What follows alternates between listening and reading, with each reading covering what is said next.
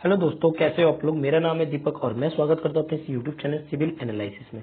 आज है 4 सितंबर 2023 और आज के जो इम्पोर्टेंट हिंदू एडिटोरियल और प्लस न्यूज है उसकी हम यहाँ पे डिस्कस करेंगे। तो चलिए स्टार्ट कर लेते हैं टॉपिक को।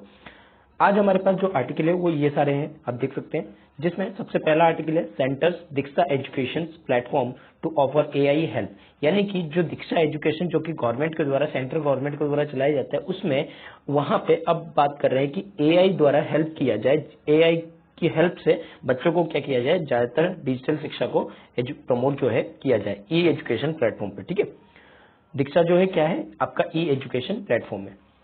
अगला आर्टिकल है आदित्य L1 हेल्दी इन न्यू ऑर्बिट इसरो। देखिए, आदित्य L1 को लॉन्च किया गया था, आपको जैसे कि पता है सैटरडे को इसको लॉन्च किया गया था और यहाँ पे एक मैनोवर देने की बात की गई थी। ठीक है, अब यहाँ पे सेकंड मैनोवर जो ट्यूसडे को देने वाले हैं उसके बारे में डिस्कस किया जाएगा, प्लस इसकी कंडीशन किस तरह से और कैसे ये पहुंचेगा उसके बारे में यहाँ डिस्कस किया जाएगा। अगला आर्टिकल है status to the right to information act. ये देखिए, ये टेक्स्ट एंड कंटेक्स्ट का जो आपका आर्टिकल है, इसमें राइट टू इंफॉर्मेशन में क्या कमियां आ रही है ये सारी चीजों को यहाँ पे बताएंगे। अगला है what is the debate around one nation one election. देखिए, वन नेशन और वन इलेक्शन में क्या प्रॉब्लम आ रही है, क्या कमेटी बनाई गई है, किसके बारे में पूरी जो डिटेल एनालिसिस है आपको इस आर्टिकल में मिल जाएगा। अगला है measuring hunger across the state. यहाँ पे क्या बताया जा रहा है, हंगर के बारे में बताया जा रहा है कि हंगर जो है किस तरीके से स्टेट्स में जो है अलग अलग लेवल तक फैले हुए हैं, जो कि हमारे हंगर इंडेक्स वगैरह ये सब चीज जो इसकी जानकारी देते हैं उसके बारे में यहाँ बताया गया है।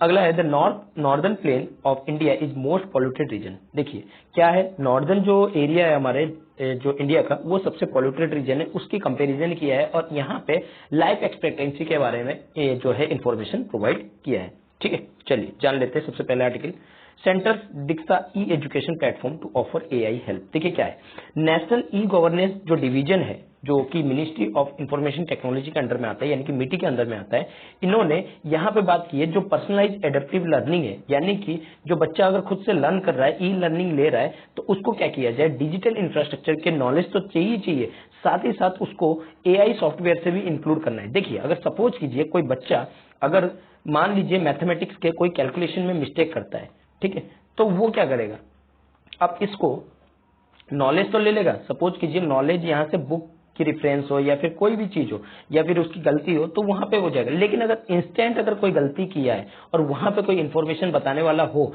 जैसे एज ए टीचर के रूप में हम अगर किसी बच्चे को, स्टूडेंट को अगर हम वर्क देते हैं और वहां मिस्टेक वो करता है तो हम उसको इन्फॉर्म कर देते हैं कि ये चीज आपकी मिस्टेक है। तो यहाँ पे कोई चीज अगर उसको नॉलेज देते टाइम पे अगर कोई मिस्टेक करता है तो उस टाइम पे, जैसे अगर सपोज करो ये सेंटर कोई कुछ और स्पेलिंग से सेंटर सोंटर ऐसे कुछ पढ़ रहा है, तो वहां पे कहीं ना कहीं ये चीज को रोक सकता है और रोक के इसके मिस्टेक्स को बता के यहाँ पे हेल्प कर सकता है। ठीक है, इसके लिए क्या किया गया है, यहाँ पे दीक्षा प्लेटफॉर्म का यूज किया। दीक्षा प्लेटफॉर्म ने क्या किया है, ई एजुकेशन जो प्लेटफॉर्म है वो कहीं ना कहीं एआई की हेल्प लेगा। ठीक है, जहां पे अगर बात की जाए जो पल सॉफ्टवेयर है वो बेस्ड अप्रोच है expected to allow each student to have individual learning. देखिए, जैसे मैंने बताया था इंडिविजुअल लर्निंग के बारे में, यानी कि जो मिस्टेक्स वगैरह होती है उसको कहीं ना कहीं वहां से एलिमिनेट करने का काम करेगा और ये उनके लिए क्या होगी, एक नई एबिलिटी होगी, एक नई जरूरत होगी जो कि वो पूरा कर सकता है। दीक्षा की अगर बात करें, यहाँ पे मिनिस्ट्री ऑफ एजुकेशन के अंदर में आता है जो कि ई कंटेंट प्रोवाइड करता है स्कूल्स में ऑनलाइन पोर्टल के लिए या मोबाइल एप्लीकेशन के लिए। ठीक है, जहां पे बच्चा हो या कोई भी बड़ा हो, कोई भी टीचर हो, स्टूडेंट हो, वो सब जाके क्या कर सकते हैं, यहाँ पे एक्सेस कर सकते हैं। ठीक है, अगर हम बात करें, ये कहीं ना कहीं जो टेक्नोलॉजी है उसको विजुअल हियरिंग हो, विजुअल हो या हियरिंग चैलेंज हो, उन स्टूडेंट के लिए भी हेल्पफुल हो सकता है। दीक्षा जो है स्टैटिस्टिक कंटेंट रिपोजिटरी है जहां पे बहुत सारी कंटेंट को एक साथ रखा जाता है और वहां पे आके लोग इसको एक्सेस कर सकते हैं। अगर दीक्षा की फीचर्स की बात करें, डिजिटल नेशनलाइजेशन जो एनसीईआरटी है, टेक्स्ट बुक है, वो कहीं ना कहीं यहाँ पे कंटेंट अवेलेबल है और भी जैसे बुक्स यूज होते हैं नेशनल या स्टेट लेवल पे वहां पे अवेलेबल हो जाएगी। दीक्षा कहीं ना कहीं 2.43 लाख का कंट्रीब्यूशन करता है किस चीज में, बाय 11,624 एकेडमीज से। मतलब वहां के 11,624 एकेडमिक के जो अलग अलग वीडियोज है, एक्सप्लेनर है, प्रैक्टिस क्वेश्चंस वगैरह है, उन सबको क्या करता है यहाँ पे इंक्लूड करता है ताकि बच्चे का जो all over development whole development हो वो क्या है कंप्लीट हो सके। अगर अभी हम बात करें तो ये सारी कंट्रीब्यूशन कहीं ना कहीं अलग अलग प्लेटफॉर्म पे अलग अलग तरीके से फैले हुए हैं। अगर एनसीईआरटी की बात करें, एनसीईआरटी कहीं ना कहीं जो मिट्टी है उसके एक्सपर्टाइज की हेल्प लेने की कोशिश कर रहा है ताकि जो पल है उसको इंटीग्रेट कर सके, यानी कि जो आपके पर्सनलाइज एडेप्टिव लर्निंग है उसको कहीं ना कहीं दीक्षा के अंदर इंक्लूड कर सके। और इससे क्या होगा, जो भी स्टूडेंट है वो कहीं ना कहीं अच्छी तरह से लर्न कर पाएगा। यहाँ पे एक एग्जांपल दिया है कैसे ये काम करेगा। सपोज कीजिए एक क्लास 9th का स्टूडेंट है जो पाइथागोरस थ्योरम को लर्न करना चाहता है और वो कहीं ना कहीं कैलकुलेशन में मिस्टेक कर रहा है। तो यहाँ पे एआई लर्निंग सिस्टम जो है वो कहीं ना कहीं उसके लूप होल्स को ढूंढेगी स्टूडेंट्स के और उसको बैक उस वीडियोस पे ले जाएगी कि आप सपोज कीजिए इस पॉइंट पे मान लीजिए h² equal to p² plus b² है, तो वो सपोज कीजिए ये h² की जगह यहाँ पे b² कर दे, तो वो क्या करेगा उस वीडियो को जो वो टॉपिक कर रहा है उसको पिछली वीडियो में ले जाएगा ताकि वो उसको वहीं पे ही समझा सके ताकि वो क्या कैलकुलेशन में मिस्टेक कर रहा है। ठीक है, अगर हम बात करें कुछ स्टेट्स और प्राइवेट प्लेयर अभी भी ऑलरेडी जो है इस काम में लगे हुए हैं और आर्टिफिशियल इंटेलिजेंस का ले जा रहे हैं, लेकिन सबसे ज्यादा कंसर्न की अगर बात की जाए तो बजट कंसर्न है। यहाँ पे पैसे की यानी कि फाइनेंशियल प्रॉब्लम सबसे ज्यादा है। अगर हम मैसिव एक्सरसाइज करना चाहते हैं तो हमें कहीं ना कहीं जो पल को मैसिव लेवल पे एक्सरसाइज को बढ़ाना पड़ेगा और यहाँ पे जो सब्जेक्ट है वो उसको कैटेगराइज करना पड़ेगा और अलग अलग सब्जेक्ट्स को कंटेंट को इंक्लूड करके हमें क्या करना पड़ेगा, इसके लिए एक नई क्रिएट जो है करना पड़ेगा। ठीक है, तो ये सारी चीजें इसमें बताया जा रहा है। अगर हम बात करें स्कूल स्टूडेंट की, वो कहीं ना कहीं बहुत सारी अगर प्रॉब्लम देखी जाए तो केमिस्ट्री, मैथमेटिक्स, फिजिक्स जो कि क्लास 9 से लेकर 12 तक सबसे ज्यादा डिफिकल्ट सब्जेक्ट है उनमें ज्यादा फेस करता है।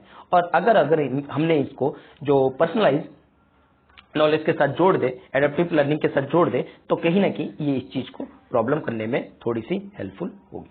अगर हम बात करें नियरली जो 35 लाख स्टूडेंट है वो कहीं ना कहीं ड्रॉप आउट हो जाते हैं क्लास 10th के बाद, क्योंकि वो एलिजिबल होते हैं अपने क्लास 11th के हर साल के जो क्वालिफाइड मार्क्स होती है उसके वजह से। क्या होते हैं, जैसे मान लीजिए सपोज कीजिए कोई बच्चे को साइंस लेना है तो वो साइंस नहीं ले पाता है क्योंकि उसकी उतनी मार्क्स नहीं आ पाते, उतना एजुकेशन नहीं मिल पाता है। तो इस वजह से जो मिनिस्ट्री ने क्या है कि हम डिजिटल लर्निंग को कहीं ना कहीं फोकस करेंगे और उसको इम्प्रूव करने की बात यहाँ पे की गई है। ठीक है, जिससे कि स्कूल रिटेंशन क्या होगा और लर्निंग आउटकम क्या होगा, इंप्रूव होगा। अगर हम यहाँ पे स्टेट्स की बात करें, स्टेट में बहुत सारे स्टेट जैसे कि आंध्र प्रदेश ने 3 प्राइवेट कंपनी के साथ एडटेक कंपनी, रिलायंस जियो इस तरह की कंपनी के साथ कनेक्टिविटी रखी है। ठीक है, और भी बहुत सारी यहाँ पे बात की गई है, इतना हमें और जानने की जरूरत नहीं है। ठीक है, चलिए आपको मैंने इसके कॉन्सेप्ट को समझा दिया है। चलिए आगे बात करते हैं। आदित्य L1 हेल्दी इन न्यू ऑर्बिट इसरो, क्या बताया जा रहा है? बताया जा रहा है जो इंडियन स्पेस रिसर्च ऑर्गेनाइजेशन यानी कि इसरो है, संडे को इसने कहीं ना कहीं first earth bound firing range किया था, यानी कि जो यहां से आप देख सकते हैं यहां से जो मैनोवर देना था वो फर्स्ट मैनोवर जो है दे चुके हैं। ठीक है, तो यहाँ पे आदित्य L1 को, ठीक है, आदित्य L1 क्या है, जो पहली हमारी सोलर ऑब्जर्वेटरी मिशन है। क्या है? सोलर ऑब्जर्वेटरी मिशन है, जो कि कब लॉन्च की गई थी? आपके सैटरडे। इसरो ने यहां telemetry tracking and command network work से जो बेंगलुरु में है, इस मैनोवर को परफॉर्म किया है।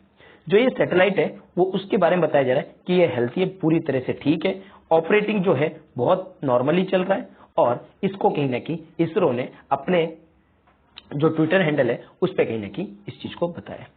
अगर हम न्यू ऑर्बिट की बात करें जिस पे मैनोवर दिया गया है वो कहीं ना कहीं 245 किलोमीटर इंटू 22,459 किलोमीटर के एरिया में फैला हुआ है। जो अगली शेड्यूल है वो कब है? 3 AM को, यानी कि ट्यूसडे के 3 AM को दी जाएगी। अगर सक्सेसफुल लॉन्च के बाद इसरो ने इस चीज को बताया कि आदित्य L1 कहीं ना कहीं जनरेटिंग करेगा पावर कहां से? आपके सोलर से, जो कि उसके ऊपर डिप्लॉयड है। आदित्य L1 जो है वो कहीं ना कहीं अर्थ बाउंडेड ऑर्बिट में कितने दिन तक रहेगा? 16 दिन तक रहेगा। उसके बाद इसमें 5 मैनोवर दिए जाएंगे जिससे कि ये नेसेसरी वेलोसिटी जो है गेन कर सके और अपनी जर्नी को ठीक तरीके से परफॉर्म कर सके। अगर आदित्य L1 की बात करें तो ये कहीं ना कहीं ट्रांस लैग्रेंजियन इंसर्ट मैनोवर जो है पॉइंट दिया जाता है जिससे कि ये अपनी बिगिनिंग हो सके 1 डेज की ट्रेजेक्टरी में और अपने जो डेस्टिनेशन है यानी कि L1 लैग्रेंजियन पॉइंट पे वहां पे पहुंच सके। लैग्रेंजियन पॉइंट के बारे में कल भी मैंने बताया था कि ये अगर सपोज कीजिए अर्थ सन के चारों ओर रोटेट कर रहा है, तो इसका मतलब अर्थ की कुछ ग्रेविटेशन फोर्स होगी और सन की कुछ ग्रेविटेशन फोर्स होगी, और ये जो बीच का एरिया है जहां पे इक्वल ग्रेविटेशन फोर्स है, वहां पे कहीं ना कहीं इसको प्लेस करने की जरूरत है, जिसके वजह से ये क्या करेगा, अर्थ के साथ ये क्या करेगा, रोटेट करेगा। ठीक है, तो ये चीज मैंने बताया था। अगर हम बात करें L1 पॉइंट पे आने के बाद दूसरी मैनोवर बाइंडिंग जो है आदित्य L1 की ऑर्बिट में दी जाएगी, जो अराउंड L1 के बराबर होगी, और ये जो है बैलेंस करेगा ग्रेविटेशनल लोकेशन को, कहां पे, आपके अर्थ और सन के बीच में। अगर हम सैटेलाइट की बात करें, इसमें कहीं ना कहीं होल मिशन लाइव ऑर्बिटिंग है और L1 के चारों तरफ ही वो रहेगा। ठीक है, जो कि एक परपेंडिकुलर होगा लाइन ज्वाइनिंग, जिससे कि अर्थ जैसे ये आपका परपेंडिकुलर बना रहेगा। ठीक है, चलिए आगे बात करते हैं। अगला आर्टिकल है status of right to information act. देखिए बहुत इंपॉर्टेंट आर्टिकल है, इसको थोड़ा ध्यान से समझिए। क्या बताया गया है, 13 साल के लिए अगर बात की जाए तो राइट टू इंफॉर्मेशन एक्ट 2005 का, इसने कहीं ना कहीं सिटीजन को काफी हेल्पफुल किया है, इंफॉर्मेशन में, डाटा में आपके बहुत ज्यादा हेल्प किया है। क्यों? क्योंकि ये सेंटर और जो स्टेट इंस्टीट्यूशन है उसको जो वो प्रोवाइड नहीं कर पाती, उन डाटा को, उन इंफॉर्मेशन को क्या किया है, पब्लिक डोमेन के सामने लाया है। आरटीआई कहीं ना कहीं अभी सभी सिटीजन को अलाउ करता है कि वो यहाँ पे आके रिक्वेस्ट कर सकते हैं और इन डाटा को एक्सेस कर सकते हैं, चाहे वो डाटा हो, चाहे डॉक्यूमेंट हो, या कोई भी इंफॉर्मेशन हो जो गवर्नमेंट के पोजीशन में है, उसको क्या कर सकते हैं, ट्रांसपेरेंटली तरीके से देख सकते हैं। अगर इंडिया की आरटीआई एक्ट की बात करें तो ये कहीं ना कहीं बहुत ही कॉम्प्रेहेंसिव है, पब्लिक रिकॉर्ड के हिसाब से बात की जाए तो बहुत ही कॉम्प्रेहेंसिव है, और इसको कहीं ना कहीं लेजिस्लेशन के द्वारा, जो वर्ल्ड में लेजिस्लेशन के द्वारा एक्सेस किया जा सकता है। अगर हम रिसेंट ईयर की बात करें तो एक्टिविस्ट सबसे ज्यादा परेशान है, क्योंकि ये जो सिस्टम है कहीं ना कहीं इनको कम और कम से कम ही इफेक्टिव लगती है। ठीक है, क्योंकि इसने क्या किया है, पब्लिक ऑफिशियल अकाउंट्स को कहीं ना कहीं क्या किया दिया है, बंद करके रख दिया है। ठीक है, बहुत सारी चीजों में अभी जो लेजिस्लेशन से लाया गया है उसके थ्रू। अगर हम बात करें कैसे, has the RTI act been amended, क्या आरटीआई एक्ट अभी भी अमेंडमेंट किया गया है? Apart from allowing certain information, देखिए कुछ इन्फॉर्मेशन जो कि नेशनल सिक्योरिटी है, ठीक है, सॉवरेनिटी की रीजन से, उनको तो बिल्कुल परफेक्ट मतलब अमेंड करके उनको क्लोज रखा है, क्योंकि उनको डिस्क्लोज जो है नहीं कर सकता गवर्नमेंट, चाहे नेशनल सिक्योरिटी की बात हो या सॉवरेनिटी की बात हो, तो वहां पे अपने डाटा को देने से डिनाई कर सकता है। लेकिन आरटीआई एक्ट की एक एग्जम्पशन है, ये कहीं ना कहीं प्रोहिबिट करता है किस चीज को, personal data disclosure of citizen. जैसे गवर्नमेंट की, जैसे आपकी मान लीजिए गवर्नमेंट है और गवर्नमेंट में एक्स जो है वो आपका मिनिस्टर है, अब आप इसकी सैलरी के बारे में पूछोगे, आप इसके घर के बारे में पूछोगे, आप इसकी कितनी इनकम जो है वो कर रखा है, ये चीज पूछोगे, तो इस चीज को क्या किया है, एग्जम्पशन कर दिया है, इसको छोड़ दिया है। ठीक है, जब तक अगर पब्लिक इंटरेस्ट की बात ना हो तब तक इसको ओवरराइड नहीं किया जा सकता, इस चीज की बात की गई है। Digital personal data protection act जो 2023 में लाया गया, इसने कहीं ना कहीं अम्बेड किया और क्वालिफाइड प्रोविजन किया टोटल प्रोविजन को, यानी कि जो ये प्रोविजन पहले से था अब पूरी तरीके से जो है प्रोविजन कर दिया था। यहाँ पे थोड़ा सा तो एग्जाम्पशन था भी, लेकिन इतना ज्यादा नहीं था, लेकिन अब जो है पूरी तरह से कर दिया है। लेकिन अगर बात करें national campaign for people rights to information act, ये आर्ग्यू करते हैं कि यहाँ पे कहीं ना कहीं सोशल ऑडिट तो होना ही चाहिए, सोशल ऑडिट, जैसे कि राशन डिस्ट्रीब्यूशन में, जो कि इम्पॉसिबल है जिससे कि वो बाहर किसी चीज को ले जा सके।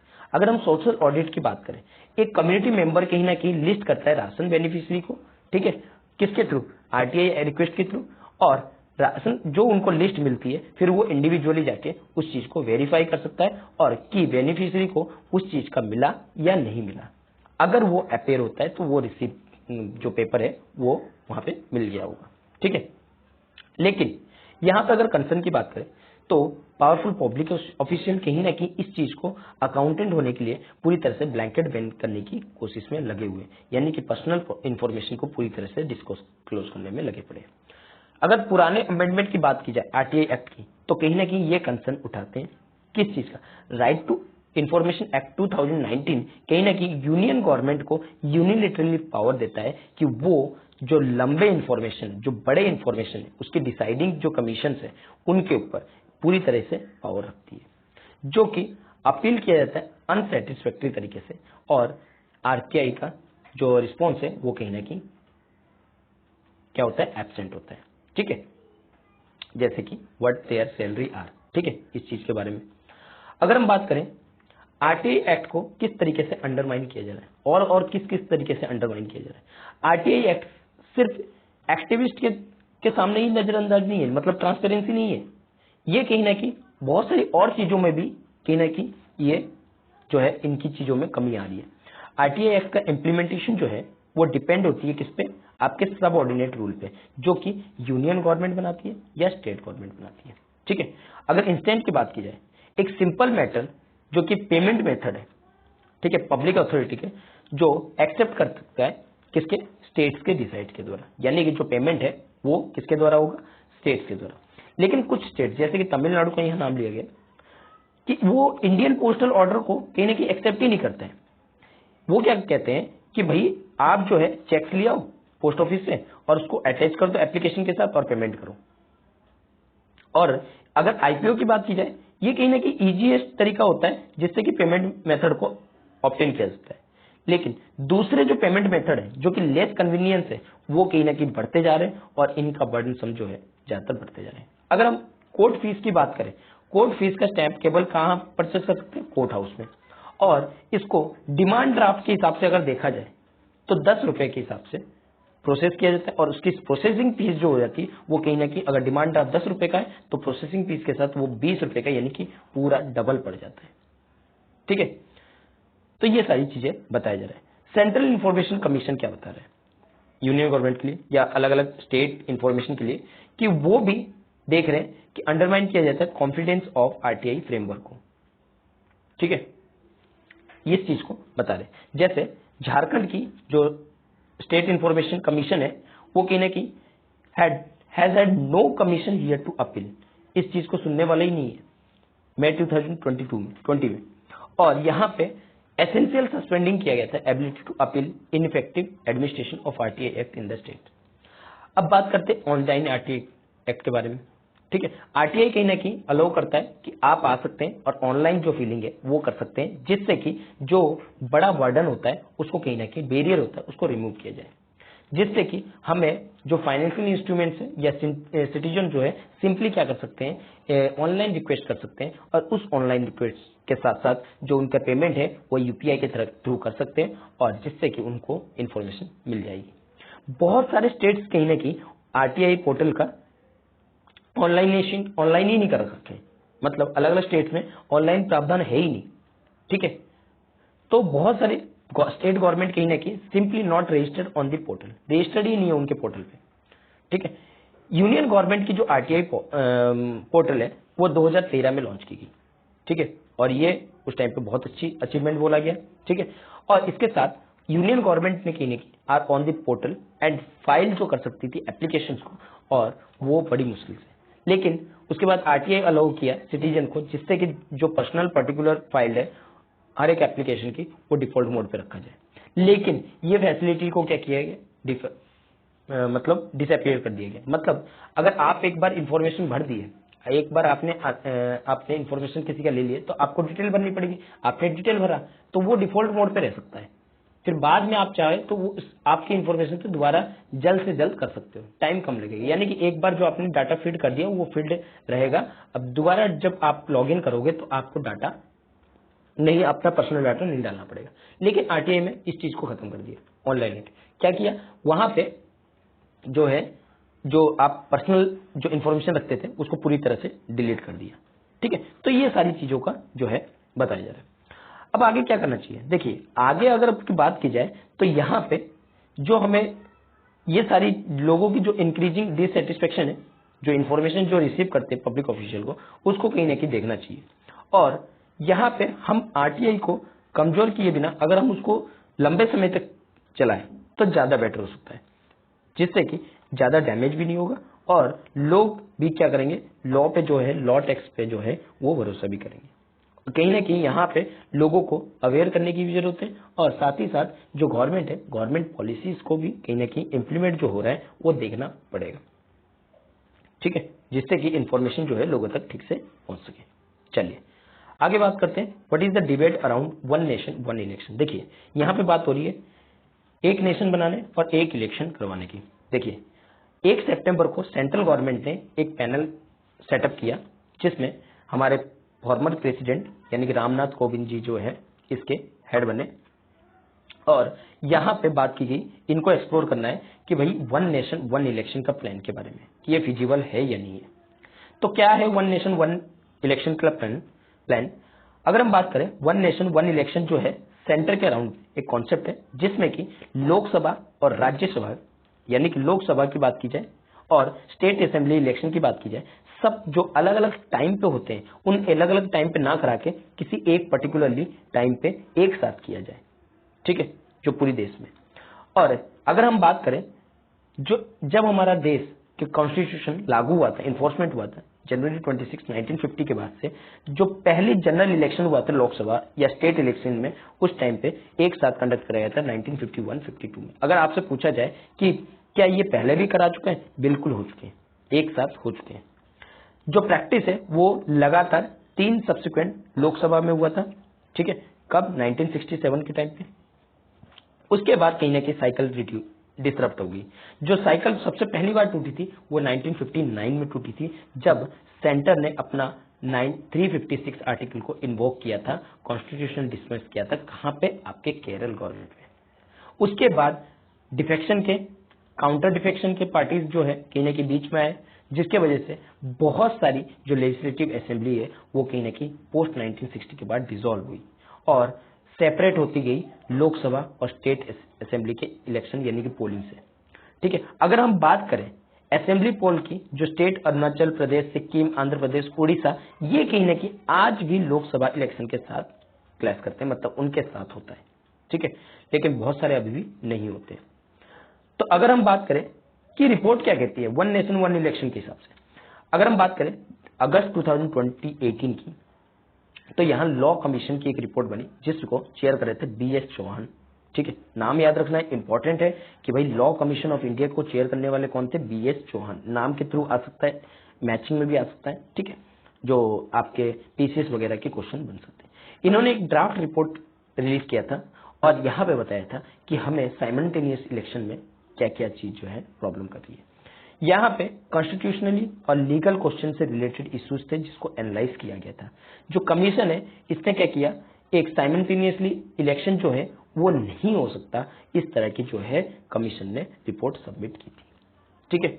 और उन्होंने कहा था कि जो रिप्रेजेंटेशन ऑफ पीपल एक्ट 1951 और रूल ऑफ प्रोसीजर लोकसभा और स्टेट असेंबली है, उसमें उसको कहीं ना कहीं अप्रोप्रिएट अमेंडमेंट करना पड़ेगा अगर हमें साइमल्टेनियसली पोल करवाना है तो कमीशन ने यहां रिकमेंडेड किया कि आप क्या कीजिए, रिसीव कीजिए, कम से कम रेक्टिफाई करना पड़ेगा आपको कम से कम 50% स्टेट का अमेंडमेंट के साथ साथ, और एडवांटेज मिलेगा जिससे कि आप एक साथ इलेक्शन करा सकते हो, इस चीज के बारे में बताया, और जिससे कि पब्लिक का मनी बचेगा यानी कि पैसा बचेगा, जो बर्डन है एडमिनिस्ट्रेशन सेटअप का या सिक्योरिटी फोर्सेस का, उसके उन चीजों में भी कमी आएगी।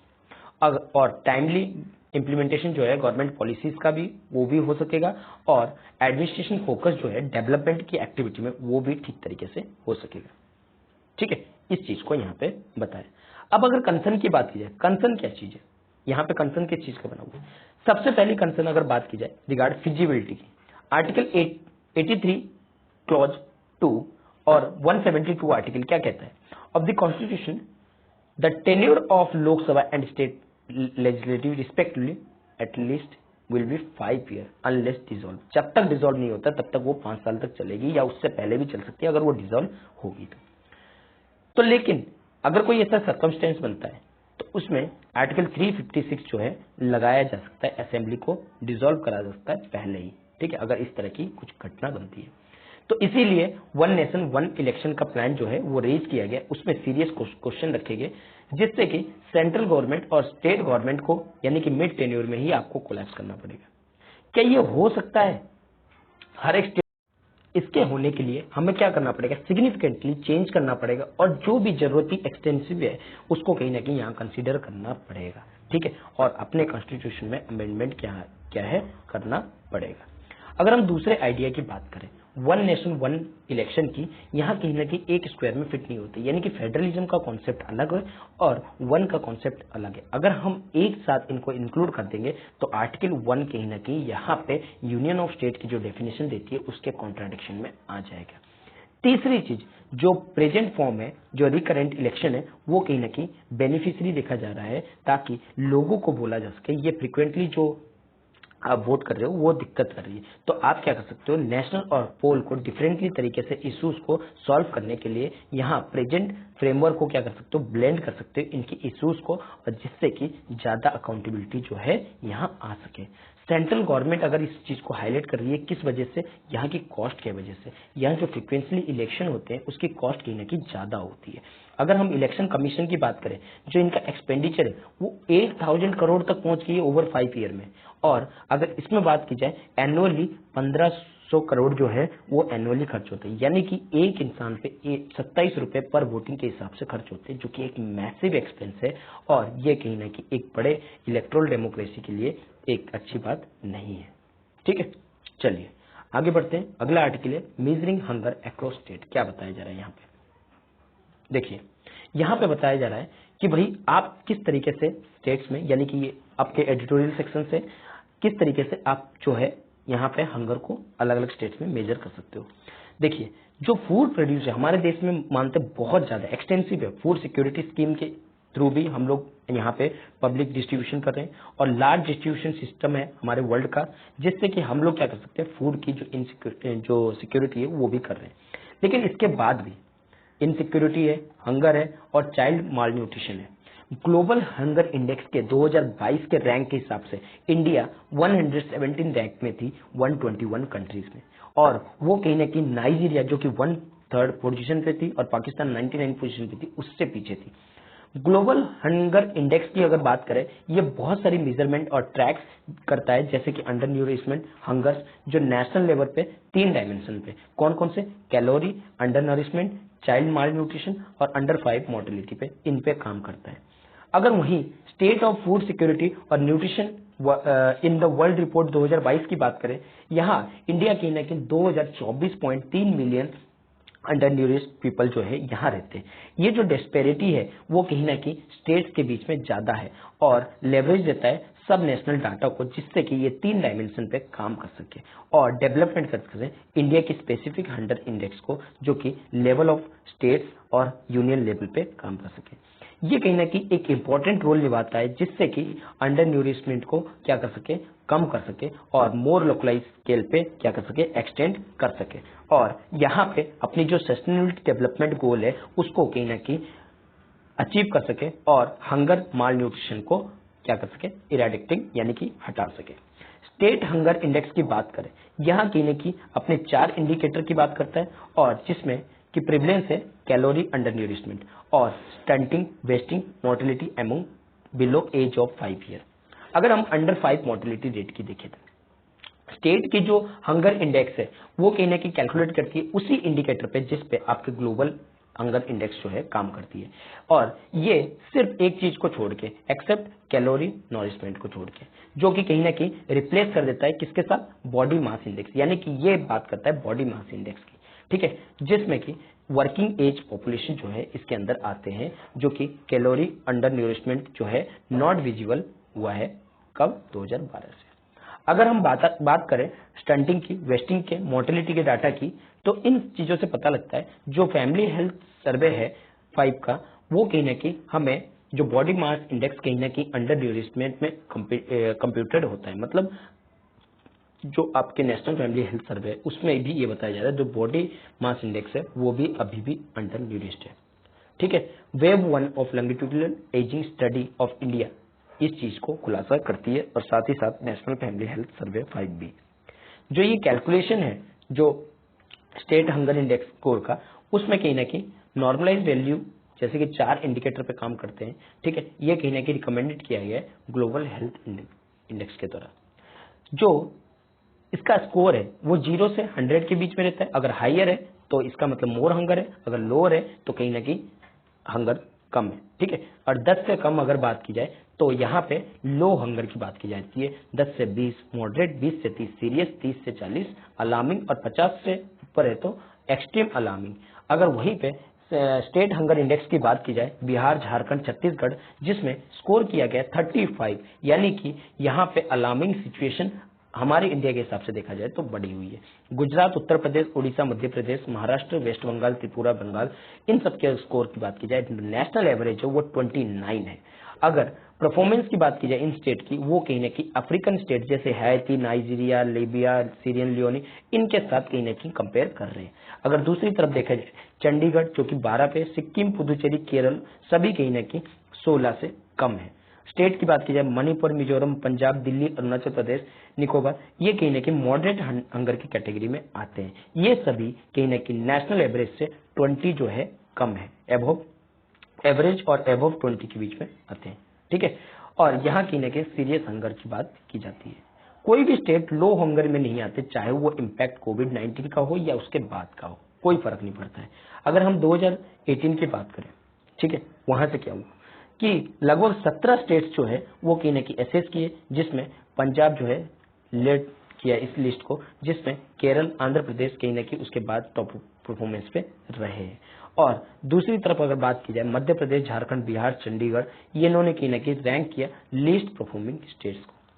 और लगभग हाफ ऑफ डिकेड के बाद इंडिया के जो जीआई स्कोर है, जीएचआई स्कोर है, वो कहीं ना कहीं डेरोगेटरी है, ठीक है, प्राइमरी, क्योंकि यहाँ पे कैलोरी नरिशमेंट कहीं ना कहीं इंक्रीज हो रहा है। फूड एग्रीकल्चर ऑर्गेनाइजेशन की बात के अनुसार अगर बात की जाए, जो यहाँ प्रोपोर्शन है कैलोरी अंडर न्यूरिशमेंट की इंडिया की, वो कहीं ना कहीं 2017 के बाद एस्केलेट कर रही है, यानी कि बढ़ रही है, 16.3% तक पहुंच गई 2020 तक, जो कि 2009 की स्टैटिस्टिक के इक्विवेलेंट है। इंडिया की गवर्नमेंट की बात की जाए, यहाँ की ना डिस्प्यूटेड बनी हुई है, इनके कंसर्न बने हुए हैं इनके डाटा को लेके, मेथोडोलॉजी की वजह से, कि ये जो जीआई का जीएचआई का कैलकुलेशन है वो कहीं ना कहीं फॉल्स है, ठीक है। लेकिन उनको ये प्रूव करने के लिए एम्पिरिकल एविडेंस कहीं ना कहीं यहाँ पे लाना पड़ेगा और इसको क्लेम करना पड़ेगा। नेशनल सैंपल सर्वे की अगर बात की जाए, ये भी कहीं ना कहीं न्यूट्रिशनल को इंटेक करती है और गवर्नमेंट पे स्टडी करती है, इन पे स्टडी करती है, लेकिन 2011-12 से ये कहीं ना कहीं ठीक तरीके से परफॉर्म कर ही नहीं पा रही है, ठीक है। अगर बात की जाए 78th राउंड जो एनएसएस कंडक्ट की है 2020-21 में, 4 की क्वेश्चन यहाँ पे कहीं ना कहीं इंक्लूड होती है। अनफॉर्चुनेटली जो इन्फॉर्मेशन है वो कहीं ना कहीं अभी भी मिसिंग हो रखी है। तो यहाँ पे क्या बताया जा रहा है, किस तरीके से इस रियलिटी को फेसिंग किया जाए, इसको कहीं ना कहीं क्रिटिसाइज कर रहे हैं बहुत सारे एक्सपर्ट के द्वारा, ठीक है, जिससे कि आप जो है कॉन्सेप्चुअलाइजेशन, इंडिकेटर सिलेक्शन, जो एग्रीगेटिंग मेथड है, उनके ऊपर कहीं ना कहीं क्रिटिसाइज हो रहा है। और ये कहीं ना कहीं क्रिटिकल इंसाइटमेंट दे रहा है, स्टेट अंडर न्यूरिश्ड है, चाइल्ड न्यूट्रिशन जो है ठीक से नहीं चल रही है, इंडिया कहीं ना कहीं ग्लोबल हंगर इंडेक्स में परफॉर्म जो है बहुत खराब कर रहा है, और जिसके कारण से अंडर न्यूरिश्ड हो रही है, चाइल्ड की माल न्यूट्रिशन जो है वो कहीं ना कहीं हाई हो रही है। इंडिया की जो रैंक है वो अनफेवरेबल है चाइल्ड वेस्टिंग में, परफॉर्मेंस, इनकी परफॉर्मेंस में, क्योंकि लो इनकम नेशन के साथ हम इसको आज भी कंपेयर करने जा रहे हैं।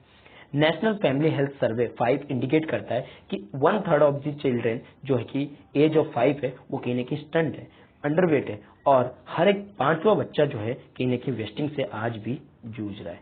तो इसको कहीं ना कहीं हमें टैकल करने की जरूरत है। मल्टी पॉवर्टी इंडेक्स को हमें और ज्यादा एड्रेसिंग करने की जरूरत है, और जो ये डिस्पैरिटी है उसको खत्म करने की यहाँ पे जरूरत है, ठीक है। चलिए अगले आर्टिकल, लास्ट आर्टिकल है हमारा, इस पे बात कर लेते हैं।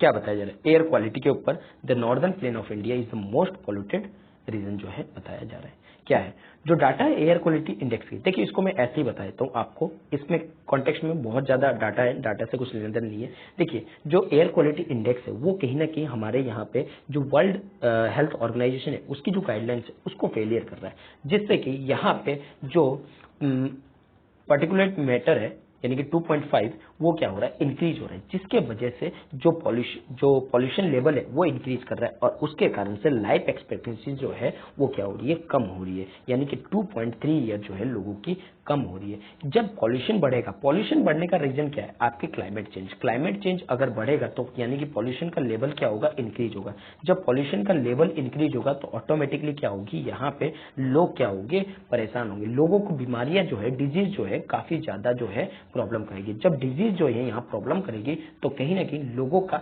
हेल्थ एक्सपेंडिचर बढ़ेगा यहाँ पे। और ये प्रॉब्लम होती किस वजह से होती, आपके अलग अलग एयर की वजह से हो, चाहे आपके वाटर की वजह से हो, चाहे आपके फूड की वजह से हो, जो केमिकली आप फूड खाते हैं उन सब चीजों की वजह से भी बढ़ता है और इनके कारण हमारी जो रीजन है वो सबसे ज्यादा पॉल्यूटेड मानी जाती है।